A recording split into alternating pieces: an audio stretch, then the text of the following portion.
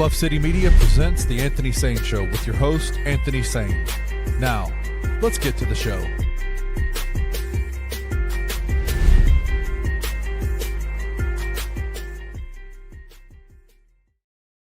What's going on, everybody? Welcome to the Anthony Sain Show. This is, of course, your guy, Anthony Sain, host of the show. Got my guy, Kenny Stubblefield, right beside me. Kenny, what's going on, my brother? You good, man? My brother, can I just tell you, man, I know it's late, but I kind of dig these late night things because we just get to kind of chill out and have a good time and talk shit. No Paris Shark in the building, man. We ain't got to worry about none of that, man. You know, I'm just playing. My guy Paris, he's doing his thing. Hey, if you don't see Paris, you can tell when we record the show, man. Yep. You already know. I don't bother my boy after a certain hour, man. You know what I'm saying? So it's all good. Rarely do I give shots out in the show. I give Twitter accounts shots out. I'm typically not the guy to give all these Twitter shout outs. Yeah, man. A lot of Twitter shout outs. But I'm gonna give one today. My guy E Mazing. His Twitter name is Grizz Tiger Man. Guy been rocking with me, man. I've been on Twitter for like 11, 12 years. He's rocked with me the entire time. Anything I've ever done, he's watched every show, podcast, articles, writing, everything. He's been a guy been down with me for a long time. We have different views on a lot of things, non-basketball related as well. But it's my guy though, man. He put a tweet out. I was talking about how Taylor Jenkins, like we'll talk about that as well. We'll probably open the show talking about that as far as how bad was Taylor Jenkins. Right? But he said, actually, it's a blessing in disguise. If you played Edey right, he'd still be here. Right. Like that's true. That's true. It's like the Thanos thing from the Avengers, right? When Gamora asked him, "What did it cost?" and he says, "Everything." What did it cost? Zach Edey. Yeah. We had to Zach Edey's rookie year was a sacrifice. We had to wait. Zach Edey was the tribute, basically. We had to sacrifice Zach Edey's rookie year. Taylor Jenkins the hell about man. Tell me Zach Edey don't look happy as hell out there. Oh man, that boy talking shit. Oh man, come on, bro. I got a quote for you from the post game. I'll tell you when we get into the conversation. But yeah, okay, man, yeah, dude's crazy. We'll talk about Zach Edey's dominance in a minute, but we'll open the show this way. Of course, you get the Jaylen Wells injury. We'll get to that. Yeah. It's hopefully more information can possibly come out while we're recording the show. But your Memphis Grizzlies are on a roll right now. We'll talk about that. They are winners of 3 straight games, if I'm not mistaken. Yep. 3 straight? Yeah. Winners of 3 straight games. Tuomas Isalo is 3-3 as your head coach of your Memphis Grizzlies. The it's not good enough, Anthony. Hey, it's good enough for me, bro. Oh, okay. Cool. We are in 5th place in the West right now. Right. And things are just kind of going our way, man. If you beat a Minnesota team, beat a Denver team, right now you're in 5th place. If you win out, bro, you'll be in 5th place, if I'm not mistaken. I think that you'll be there. You could possibly be in 4th, if I'm not mistaken, if you win out. And don't winning out those. They're only a game and a half back from Los Angeles for the 3rd. Yeah, exactly. Right now. Don't say that now, because it's a Laker fan that was talking about how that can't happen. I was like, bro, that can happen. I'm not saying it will happen. I'm not saying it's likely to happen, but let's not argue with math, bro. You know what I mean? But the Memphis Grizzlies, like I said, if they can win out, and it just feels more feasible, man, especially hearing the news of Denver letting go of Mike Malone. Shout out to my girl Meg901, who says, I probably watch more Denver Nuggets games than any Memphis Grizzlies fan. She's like, for those of you who want Mike Malone, trust me, you don't. If you hated Taylor Jenkins, you'll hate him too. Wow. He's a real old school coach, man. And that's kind of where I am too, bro. Mike Malone is one of those guys that's part of the fraternal order of coaches, so to speak. Yes. And he's one of those guys who had things to say bad about the Grizzlies organization when they let go of Taylor Jenkins. I doubt very seriously you'll hear him involved in anything that has to do with the Grizzlies at all, as well as the reason that he's probably 100% about to be the next coach of the San Antonio Spurs. I think that Spurs job is going to be high profile. I don't think it's a job. It's not a job you can go on Indeed and go get. It's not going to be one of those type of situations. I think that job is going to be a highly desired job, and you'll see coaches really want that. And I think it's going to be I think Mike Malone's the type of guy, especially with the way that he coached one of the best centers of all time. Yeah. Now he's got another one he's about to get in Victor Wembanyama. So I think that's his job. Did you see Victor Wembanyama with Hakeem Olajuwon. The Braves. Yeah, with the Braves and with Hakeem Olajuwon. He's about to tear up the league for sure. Bro, if he's with Hakeem and learning any kind of post moves, it's over. It's over. I'm not the guy that thinks just because they were sitting beside each other, he's about to work out with them. That should happen. But yeah, I mean, they may have just been sitting beside each other talking basketball. But if they do get together, it could be scary. Wemby's so good, man. And like God. He's letting the league off the hook because, like I said, he plays so far away from the basket. Yep. He plays like a big guard, and that like he might as well be 6'3". Like the way that he plays, him being 7'3" don't even matter because he's playing outside so much. But yeah, he could be scary if he ever get into that mid range and especially that post game. Because literally, bro, I heard somebody say this, and this is exactly the truth. Victor Wembanyama is nothing but if Kareem Abdul-Jabbar was born in 2003. You know what I mean? Like however old he is, and had handles and shooting and could shoot. But I'm saying if somebody as good as got you. Kareem Abdul-Jabbar, if he was born today, this is what he would have been. He would have all that. He would have all that bag. You know what I mean? Yeah. So that's basically who he is. But anyway, Denver, we don't know what they're going to be. We got better when we got a new coach. We don't know what Denver's going to do. Plus, that team just hasn't been good, man. They've been losing anyway. You know what I mean? So how many have they lost in a row? They've lost like 4 or 5 in a row. 4 or 5 in a row. Jamal Murray's been out. Yeah. So we'll see what that team is like. And they're saying Denver's reporters are coming out and saying that Jamal's not even expected back for the playoffs. Like they don't think he's going to be back. Man, that's crazy. So that's crazy. Hey, if you mess around and you win out, bro, like this season, it's crazy because before all this stuff started going haywire, we were around that 3rd, 4th seed, right? Right. And it's like you could get right back in there. You could, after all the stuff that's happened, you could be right back in, that 4th, 5th place game. But we'll see, man. We'll see how those things play out. But the Grizzlies are playing well right now.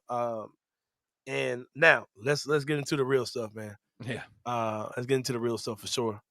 For real. How bad was Taylor Jenkins? Because it's like, bro, I'm trying to think of an example. I'm an analogy guy. Yeah, you're great at these. I'm excited. It's kind of like, you've moved before, right? You moved from one house to another. I hate it. I hate it so much. You ever moved and then once you move your stuff, it's like, oh shit, like look at all this shit that's behind the shit, or oh man, or I found this, or oh man, this is terrible. I remember I was moving from one apartment to another, and I was very young at the time. I was a newlywed, so I might have been 23, 24 years old. In the apartment I was in, me and my ex-wife, I killed a couple of roaches in the house, right? So I killed them, sprayed them, went on by my business, right? Didn't really think that up. There's a couple of roaches got in the apartment. Now that's not a common thing. I'm not bad roaches. But when we actually moved the house, we got ready to move from house to house. When we moved the refrigerator, there was like a ton of roaches. Oh yeah. Like underneath the thing and all behind the walls of and everything. And I was like, oh shit. And in those apartment complexes, the refrigerators and stuff stay. Right. You know what I mean? Like you don't move those or whatever.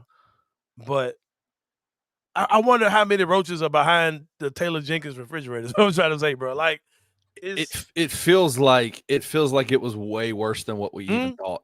It does. Right. Because if you're gonna use Zach Edey as exhibit A, there are other exhibits, bro. And I think we've seen other exhibits already. Yeah. Like how much more comfortable does Desmond Bane look now than he looked a week ago? How much more comfortable does John Morant look? Bro, John Morant is out there celebrating, throwing guns up. Throwing the grenades, dude. Throwing grenades. Like, John don't give a shit. And we talked about this, bro. When was the last time we saw John do anything, show any emotion, the joggles, any of that type of stuff? He had an alley on a dunk. He had a dunk on an alley He's today. Dunking again. All that, trying to dunk on folks again. Bro, let's be real, man. There was a time during the season where John Morant was averaging like 18, 19 points a game. Mm-hmm.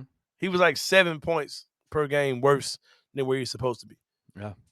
And we were okay, but like, oh man, Jaren Jackson Jr. is the face of the team. He's a new franchise. He's our best player. Man, you know how crazy we sounded saying that? I told y'all back then we sounded crazy, bro. You had a whole post about it. You said, right. Jaren is my favorite player, but I do not want him to be the best player on this team. He can't. I do not want to live in a world where Jaren is the best player on this team. Yep. And now that things are back in their right order, things have been restored. Shaquille O'Neal looks like Shaquille O'Neal. And that Zach, what did I say? The guy used to play for Zach Thomas of Love City Media. No, that's Zach Thomas. The Zach kid that played for Portland. Oh, Zach Collins. Zach Collins. He went from Zach Collins to Shaquille O'Neal. Shaquille O'Neal. But man, it's crazy, man, because it just makes you wonder. Like, and I expect.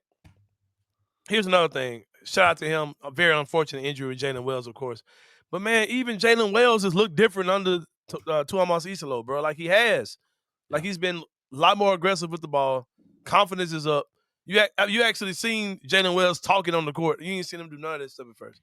And it's like sometimes, man, you can be in a situation where you don't know how messed up stuff is until you're not in that situation no more, bro. Yep. Like people who watch it, I'm sure you've been in bad relationships or had toxic friendships or bad jobs, and you probably thought it was fire until you got out of it. It was like, oh man, that was terrible. Like, why was I in there this long? I have a perfect example analogy of this, and I told you this off air. I told you this story off air. I lived in China for 4 years, and when I moved to China, bro, I immersed myself in the culture, ate all the food, the shao kao. It's called shao kao. It's outdoor barbecue. The restaurants would close down. They'd bring out the meat sticks at night, and they would grill them, and you'd go eat them on the side of the road.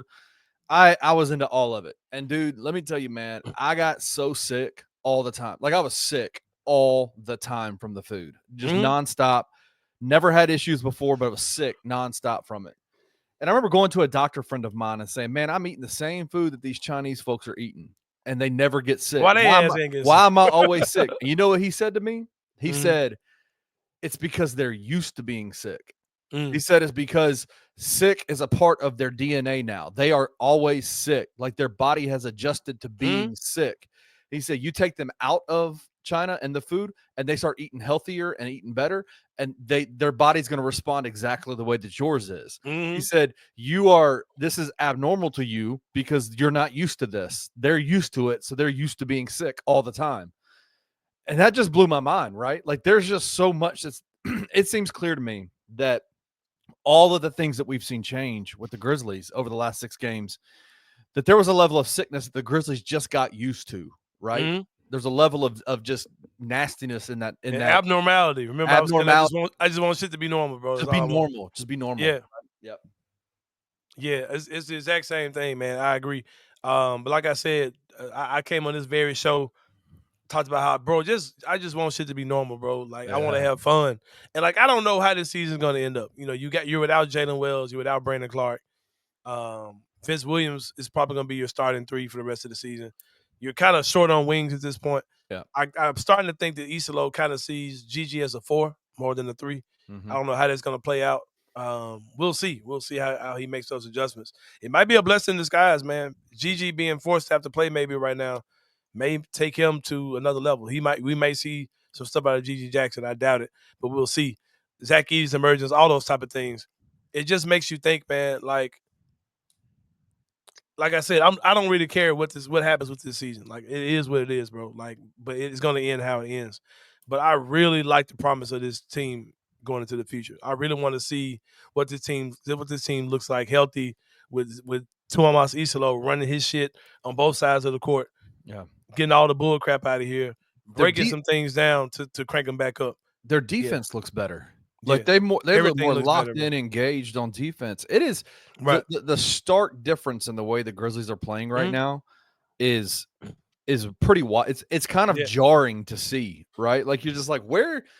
Yes, this team was number 3, number 2 in the Western Conference for a long time, but it never looked good. It never looked it. We talk about the communist offense. The wrong people were looking good, and the right people were looking bad. When everybody ain't equal, right? Like not everybody's equal, but everybody's equally looking kind of mid, and they're still winning games, right? Yeah, and it's just like the difference between the way the team is playing right now is as someone who's watched the Grizzlies since the day they stepped foot in Memphis. It is really jarring to see this change over these last 6 games. Yeah, I mean, we've only seen a handful of coaches here, a handful of styles of play here. Right. And most of the stuff we've done has been because, Jaeger was really a white line of Hollins. Like, they did the same shit on both sides. You know what I mean? It's just a palette swap for him. He tried. So, we really ain't seen a lot of, this dude might be good, man. Like I said, as soon as we finish, I'm going to let Coach Isalo tuck me in, man. I'm going to watch his post-game show. post game, interview or whatever. But man, like I think he's good, man. I think he'll be really good. And I think that we'll see that pretty So soon. the question is for me to you, and I think most Grizzlies fans are going to want to hear your thoughts on it. Are you all in on him being the next head coach for the Grizzlies? Yeah. You know me, bro. Most of the takes I have is not particularly how I feel. It's just how I feel like it's going to go down. And I've already prepared myself to be okay with it. All signs are pointing that guy's going to be the coach. Oh, he wouldn't, because if he wasn't, bro, they could easily. The path that really probably would have made the most sense is the Grizzlies that if Kleiman had fired all those dudes, all three of them. He would have fired Taylor Jenkins, Noah LaRoche, and him. And Jason March would have been the interim head coach. I think that's the guy who would have been it if you didn't have any serious intentions on keeping a guy around. Right. But the fact that you kept him here and he feels it looks like he's totally empowered. Like I said, man, that's the guy that Kleiman went over there to go get. Like, he didn't go get Noah LaRoche. That was Taylor Jenkins' guy.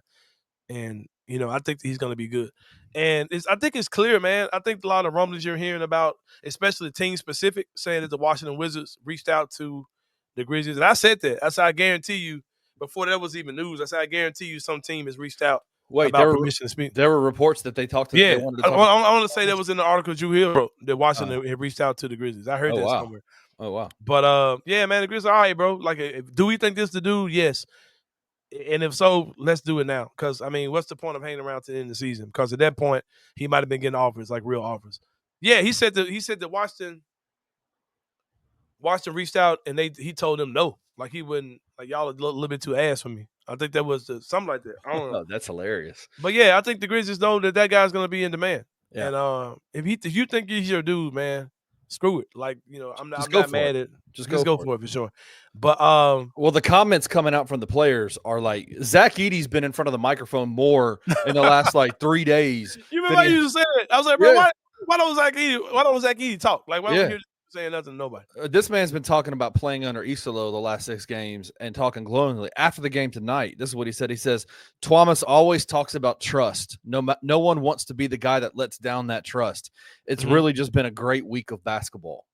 Like that. Wow. Nobody wants to let down that trust. This is a dude who's been the interim head coach for 6 weeks or 6 days, 6 games. And he's already like, your future, your starting big and your future center for this team is already saying, man, we don't want to let him down, right? Like, he talks about trust. We don't want to let him down. He'll be back, man. He'll be back. There's no way it's not. Because I don't think they had like an expectation of him. Well, man, you gotta get us out of this hole we're in, and you got to make a run in the playoffs. If not, you're not getting a job. I think it's just, do the dudes like you? Are they buying into what you're saying? Are you the big voice on the sideline that will make it happen? And they clearly are. The guys are clearly buying in. Like, you saw Ja and him have conversation numerous times, even tonight during the game. Right. So, you know what, bro? I'm gonna say this before we go to break too. Something else people have to think about. Like, people are saying, like, oh, the Grizzlies need vet leaders, right? They need this and need that, right? Houston Rockets, right? Yeah. A bunch of goofy ass dudes, Dylan Brooks and Fred VanVleet, right? Are we saying that Dylan Brooks is the leader of this team? Goofy ass Dylan Brooks? No. That team is led by that team's alpha is on the sideline. Like, that team's heartbeat, the voice, the face of that team is Ami Udoka. Like, that's just real. Like, and it's bled down to the guys. Yeah. Thomas Isolo, I don't know if he's the in-your-face dude like that at all, but he's clearly a confident guy who knows what he's doing. He's instilling that confidence in his team, and he's putting that trust in his team. Your leadership for this team may very well have to come from him. He may have to be that type of coach. And something else too, man, when it comes down to that, is one of his accolades is he was heralded as being a guy who took a team that was one of the lowest payrolls, one of the lowest budget teams, and took them to multiple championships over there in the EuroLeague or whatever. And hey, it is what it is, man. That means that he's a guy who maximizes his guys. Something I've always said about Taylor Jenkins is I know he's fine. I think guys get behind him. Guys clearly like him. But is he a coach where he maximizes what he has in front of him? And I've never felt like the Grizzlies are as good as they could be. Like, I've never felt it. I've never felt like this team is playing at their peak, like they're doing as best they can and being the best they can. I never thought they could. But I think Tomas Isolo is the type of guy that can maximize his team. and I'm looking forward to what he does. He's got the Anthony Sain sealed step of approval to be our next coach, man. He got it, man. He got it. To me, it's one of those things where, like, I don't get wrapped up in whether or not the Grizzlies are going to win a championship or not. Like, I don't get wrapped up in it. Just like I don't get wrapped up in that with the Tigers. What I care about mainly more than anything, I just want the season to be fun. And it was not fun for a while. It's fun now. I want the season to be fun, and I want our coach to put our best effort out there every single, like, by putting our players in the position to succeed at the highest level.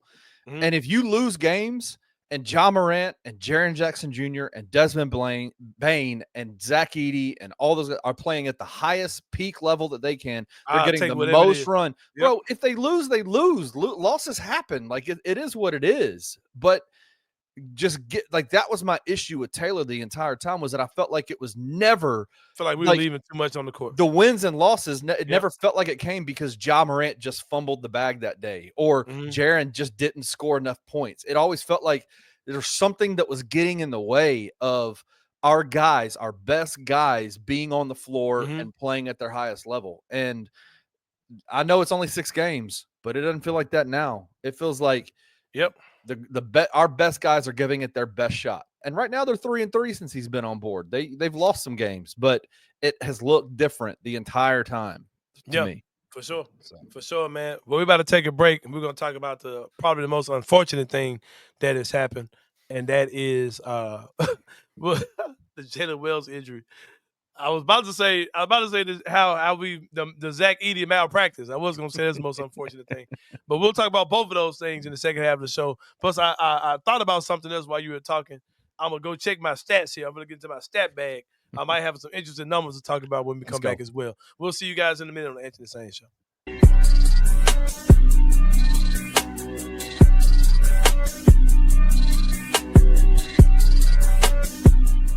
I guess let's do the role play. Trey, you are Dane. I am the NCAA. You say what? I want another year, and I say you played your 4 years. But sir, I didn't. There's so many people out here that are getting 5th year. I only played. Sure, I played 4 years of college basketball, one of which was 3 games. Give me my 5th year. All right, Mr. NCAA, I have an argument for you. There's a guy that's playing in Austin, Texas right now that the team that I'm trying to play for got beat on a last-second Hail Mary shot at Houston 17 years ago. This guy was a freshman then. His name is Tremont Mark. And he just got granted another year for his, like, 17th year of college basketball. How in the hell does Tremont Mark play 25 years in college basketball and I can't get 4? He's played 4 years of 30 games plus a year of 7, and he's getting another one. That would be my biggest argument. How the hell does this dude get time and I don't? Tune in to Tigers Untapped with your hosts, Trey Lasley and TJ Willis, every Tuesday at 3 p.m. on the Bluff City Media YouTube channel.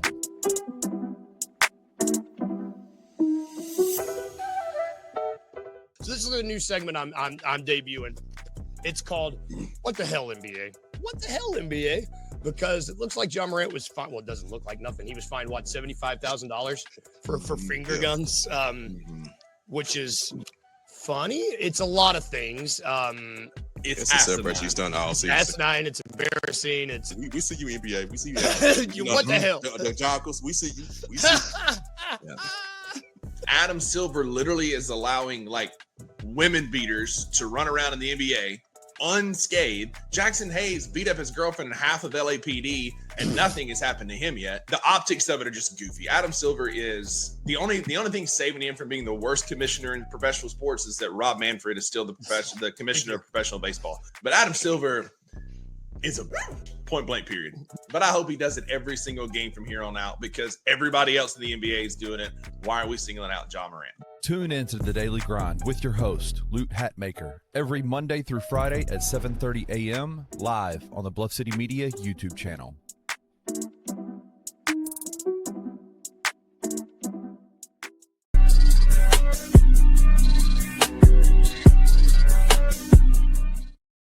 All right, y'all. Welcome back to the Anthony Sain Show. I told you I was going to dig into my stats bag, man. You said something that triggered me to look up some Luke Kennard stats, right? Oh, God. Oh man. Why would you subject yourself to that? Luke Kennard had no points again tonight. Scoreless, Luke Kennard, right? Untradeable. The plus minus wonder, the gravitational pull of the gods, Luke Kennard. Kenny Stubblefield, what for a guy that we call a elite shooter, how many threes in a game would you think is an elite shooter's game? Like, oh, that dude is shooting the hell out the ball. Like, what number? Like, what hard number of total number of threes made would you say? Like, if double digits. It's got to be. It's got to be. Not like about okay. He's a shooter. So, like, what's a good game? Like, okay, like to make or to attempt? To make. How many threes made? Like, wouldn't have you like, oh shit, he made that many for real? Like in a not like oh shit, because like that's kind of what I expect from a guy who I'm gonna call a great shooter, like made threes. 5. Okay, cool. So you said 5, right? That's the number I said too. Once you get to once you score 15 points off of nothing but threes, right? I'm like, okay, you a shooter for real. Yeah, like that's kind of the number. That's kind of where I feel like you shooting the ball, right? Right. All right.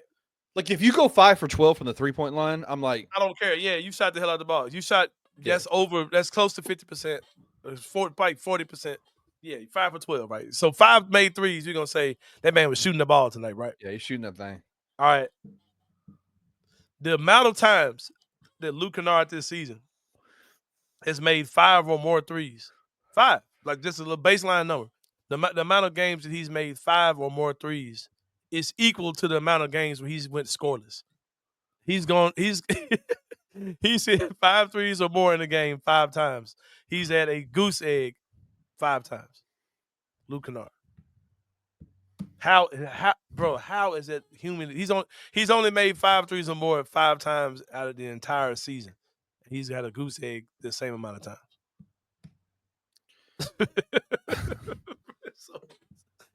So that sounds unreal, bro. It's an unreal stat, bro. I mean, it's not. But surprising. anywho, it's not. Anywho, let me ask you this: did you see? Were you able to watch the game at all much tonight? Mm-hmm. Were you? I watched the entire game. Okay. Mm-hmm. What'd you think about the non-alley to Ja coming across the? Thank God he didn't throw it because I don't trust nobody throwing alleys to I don't trust any of my non-melanated brothers throwing alleys to Ja. I was like, that's a kind of like because Jaylen Ravy almost ended his career. Jaylen Ravy almost ended the season twice. Yeah, twice. He put him in car accidents twice this year. Car accident level lob passes with his lob passes. There's a part of me that was like, everybody's like, oh man, Luke is cooked. He ain't even throwing lobs. I'm like, thank God he didn't. It's almost like the E-Mazing tweet, right? Like blessing in disguise, bro. God, we might not have seen Ja the rest of the year. Hey. No, at all. If Luke had tried to throw that pass. Hey, but the gravitational pull, man, you have to respect him as a shooter, bro. Like he opens up the lane just by being out there. You got to put him out there. Yeah. I'm waiting for the podcaster or the blogger or somebody to say, or the radio host to say, do you start Luke Kennard at the as a 3-guard lineup with Jaylen Wells out? If Taylor Jenkins was the head coach, 1,000% would be Luke Kennard. Oh no, bro! Could you imagine? Oh my God! Could you imagine if Jaylen Wells got hurt now and like fucking John Conchar is like his starting small forward, dude, with 3 games left. It would never be Vince. It would be John or it would be Luke that would start at 3. Yeah, and it would be a 4-game sweep in the playoffs. But speaking of Jaylen Wells' injury, horrible injury today, man. It's crazy because I was, I do my thing. I host music bingo 3 to 4 nights a week in the city, man. Go to CerritoBingo.com. You can see where I'll be. And I'm walking in to set up my stuff. And as I'm setting up, every time I go, whoa. Yeah. It's like, oh, shit, John dunked on somebody. When I looked up, I saw Jaylen Wells on the ground. I said, oh, my God, bro. Laid out. What happened? Yeah, what happened, bro? Then I'm seeing people looking sad. Like, damn, what happened, though? Like, because I didn't see it. And they didn't show the replay, right? Yeah. So I went on my FanDuel app, and I just, backed up a little bit. And I saw it. I was like, good God, man. The dude fell with no protection whatsoever. None. Nothing broke anything. Nothing broke the fall. But a little bit of his wrist. His wrist is broken. Yeah. And really his face, bro, like broke the fall. Dude, he's got a cut. He's got a cut on the side of his nasty ass cut. Nasty, bro. Nasty. Yeah, man. He Very unfortunate situation for Jaylen, man. He's a guy who I wanted to see get, some playoff burn. One of the better defenders on the team, one of the better shooters on the team as well, even though he's hit a kind of a cold streak or whatever. But very unfortunate injury. Shout out to his dad, Fred Wells, got on Twitter, gave us an update. Shot me a personal update as well, man. I shot him a text saying, bro, praying for y'all, hope everything is good. And he shot me, a personal response to me, man. Just the type of dude he is, you know what I mean? Yeah, he's great. So the whole family is great, man. Yeah, we all love Jaylen. We love his dad as well. Definitely a friend of the show, Fred Wells. Just thoughts and prayers out to Jaylen, man. He's emotionally, that's tough, man. Like, he's a kid. He hadn't missed a game the entire season, bro. Crazy. Like, he has no DNPs. He's had no injuries. He hadn't missed a game the entire season. Yeah. And for him to take that injury now, I'm sure that sucks. I don't know if he's had any major injuries in his career. And it's an injury that timing-wise that'll probably prevent him from playing in the summer league. Yeah. You know what I mean? All those type of things. Because summer league is right around the corner. Like, I don't know. Dr. Buckets may be able to tell you, our guy Rusty Whitten may be able to tell you more about a broken wrist or whatever, how long it takes to come back from stuff like that. But I'm sure he'll be out for summer league. I'm sure he's not going to be ready to play in the summer league. So very unfortunate news. Yeah, very unfortunate news for my guy Jaylen Wells. But we will wrap up the show here with Zach Edey's dominance. Kenny, it's so unfortunate, man. So it really makes me want to fight somebody, bro. You said it on X, man. Like bro, Taylor Jenkins, you might have to square up, man, for real. Because we might have to, yeah. Bro, last year we had Bismack Biyombo and Trey Jemison, who are our centers on this team, right? And Josh still was finding ways to score because they were keeping it simple. They were running pick and rolls, and Josh was still doing his thing. And he didn't even play with Jemison at all. I want to say Josh played with Biyombo, but not with Jemison. And we went from that. What was the Steven Adams injury happened a couple of years ago? We haven't had a center since then. Jared's not a 5, right? BC's not even really a 5. And you finally draft a center at number 9 in the draft. And you got the biggest one you could get. He's 7'4", right? Yeah. And the way that Taylor Jenkins was using this dude, flat out had people saying, "Oh man, we still don't have a center." Like we whiffed on this dude. Like this dude whiffed on him. He's years away. We should have taken this dude. And I'm like, bro, should have taken Kalel Ware, who's a fan. Ware's good. He's fine. Good. He's fine, but come on, man. Man, Edey, and it's like I'm the guy who I remember a guy in the comments saying you got to get out of college. Like he's a bum. Like he's not. This ain't college. And like, bro, no, I know what I see, bro. I know I see a dude that can hoop. Like people can't tell me that what he did in college can't translate. I'm not saying we're gonna run our offense through him and he's 70% of what we do. But you can't tell me that guy, if you use him correctly, and I've been saying all year, I don't think they're using him right. I've been saying it the entire season. And literally, bro. And if it took 6 games of Tomas Isolo to just now get Edey going, that would have been absolutely understandable. But it was literally game 1. It was game 1, Anthony. He struggled against Boston, who's a team who they're going to stretch you out. They don't play bigs like that at all. They do 5 out. Everybody shoots threes on Boston's team. So he's going to struggle against teams like that. It's not guys his size. Because I heard Greer talking about, well, he hadn't played any guys that are big.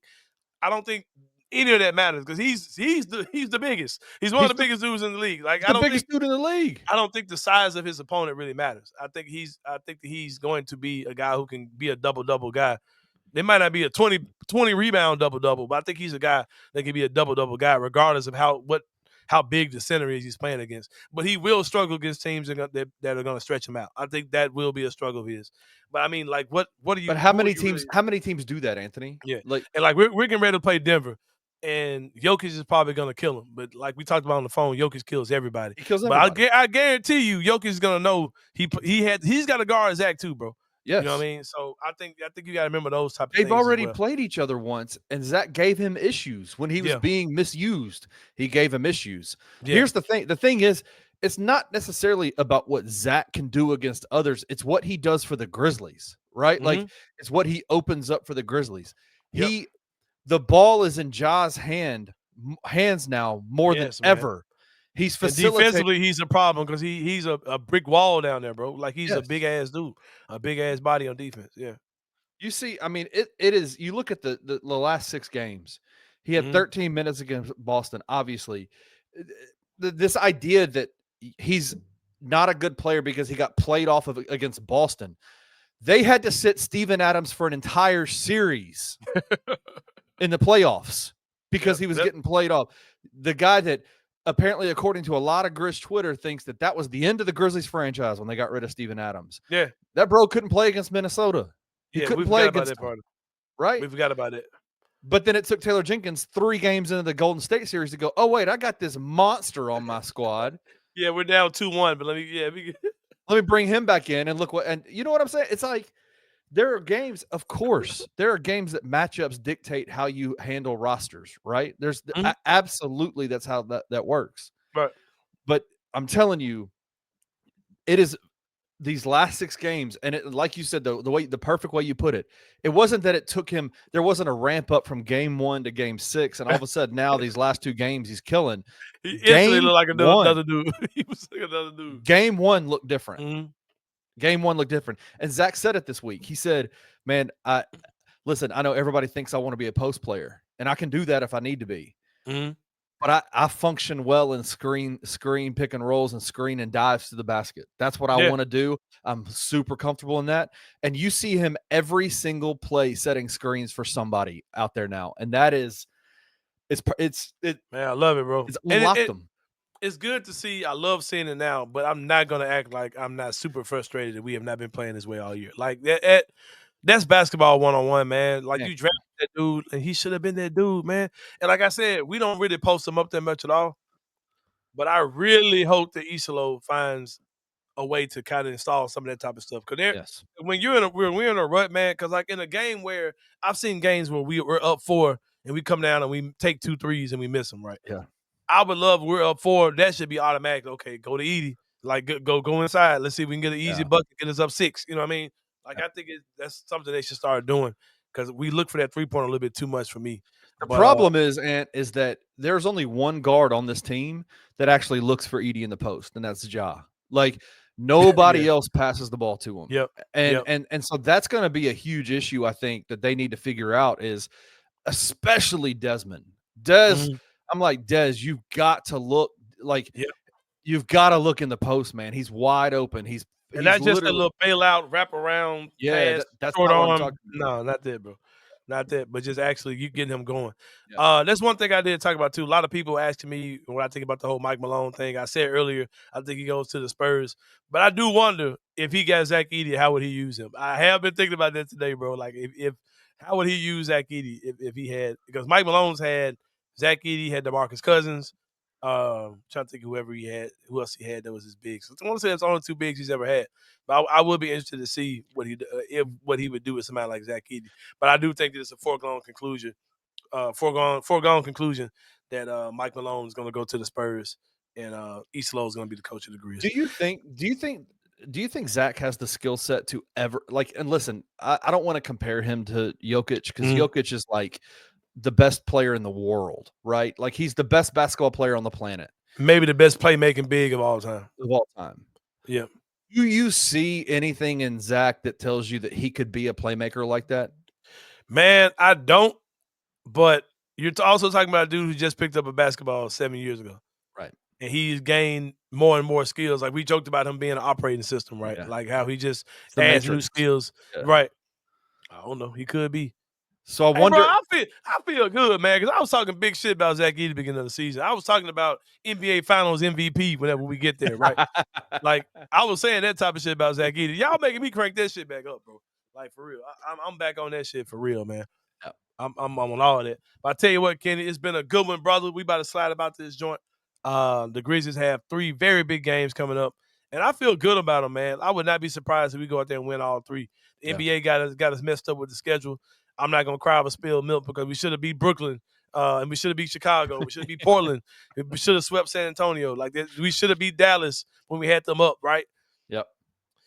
So I'm not really mad about it because we shouldn't be here at all. But, man, let's finish the season strong And yeah, man, it's good stuff. But we will see you guys Friday, man. Anthony Sain Show. This your boy Anthony Sain for Kenny Stubblefield. For my guy Perry Sharkey. We out, man. We'll see y'all. Thank you for listening to the Anthony Sain Show.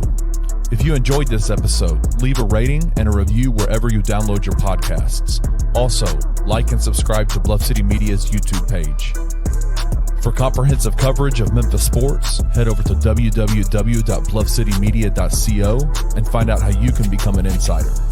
We will see you back here next week.